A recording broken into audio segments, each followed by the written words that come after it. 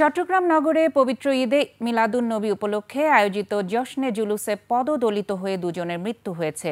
আহত হয়েছেন আরও অন্তত ৬ জন। তাদের মধ্যে একজনের অবস্থা আশঙ্কাজনক। শনিবার দুপুর ১২টার দিকে নগরের মুরাদপুর এলাকায় এ ঘটনা ঘটে। শিয়া বাটার ও ভিটামিন ই সমৃদ্ধ লিলি বিউটি সোপ, তারুণ্যময় উজ্জ্বল ত্বকের জন্য। রিমার্ক।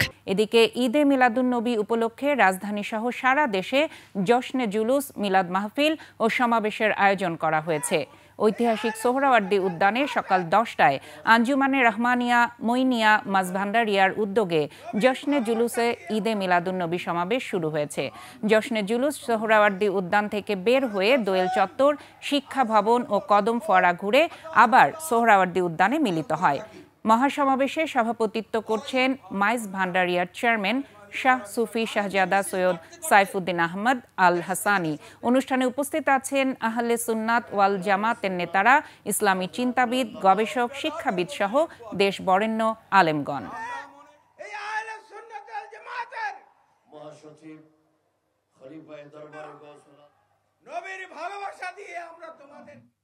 দর্শক, এই মুহূর্তে রাজধানীর সোহরাওয়ার্দী উদ্যানে আছেন আমাদের সহকর্মী আব্দুল হাকিম। সরাসরি চলে যাচ্ছি তার কাছে।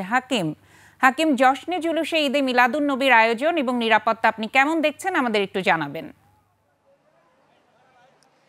আখি, এই মুহূর্তে আমি রয়েছি সোহরাওয়ার্দী উদ্যানে। আপনারা জানেন যে আজকে সকাল 10টা থেকে কিন্তু শুরু হয়েছে জশ্নে জুলুসে যে অনুষ্ঠানটি, সেটি কিন্তু শুরু হয়েছে সকাল 10টা থেকে। এবং এখানে কিন্তু আমরা দেখেছি যে প্রথম একটি এখানে সমাবেশ হয়েছে ইসলামী, তারপরে কিন্তু একটি র্যালি বের হয় এবং সেই র্যালিটি কিন্তু বিভিন্ন জায়গা, অর্থাৎ ঢাকা বিশ্ববিদ্যালয়ের যে টিএসসি আছে সোহরাওয়ার্দী উদ্যানের গেট থেকে এটি যায় প্রথমে সেই দোয়েল চত্বরে এবং সেদিক থেকে ঘুরে আবার কিন্তু এই র্যালিটি সোহরাওয়ার্দী উদ্যানে আবার আসে এবং সেখানে আসার পরে এখানকার যিনি সভাপতি রয়েছেন এবং এখানে আরও যারা অতিথিরা রয়েছেন তারা কিন্তু এখানে বক্তব্য দিয়েছেন।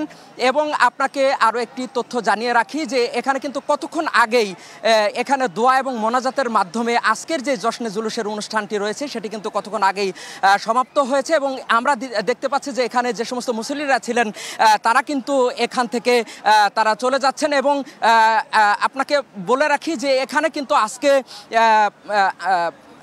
হযরত মাওলানা তাহিরি থেকে শুরু করে আরও যারা রয়েছেন, আরও বড় বড় বিশিষ্ট উলামা ইকরাম এখানে কিন্তু উপস্থিত ছিলেন এবং তারা এখানে বক্তব্য দিয়েছেন এবং তারা যতটুকু বলেছেন যে আগামী নির্বাচনকে কেন্দ্র করে সারা দেশে যে ধরনের বিশৃঙ্খলা তৈরি হয়েছে এবং গতকালকে রাজবাড়িতে যেই ঘটনাটি ঘটেছে সেটিরও কিন্তু তারা এখান থেকে প্রতিবাদ জানিয়েছেন। এবং তারা বলেছেন জশ্নে জুলুসের যে অনুষ্ঠানটি সারা দেশব্যাপী হয় এটি কিন্তু বিদআত নয় এবং এটি কিন্তু সুন্নাত সম্মত, সেই কথাটি কিন্তু এখান থেকে জানানো হয়েছে।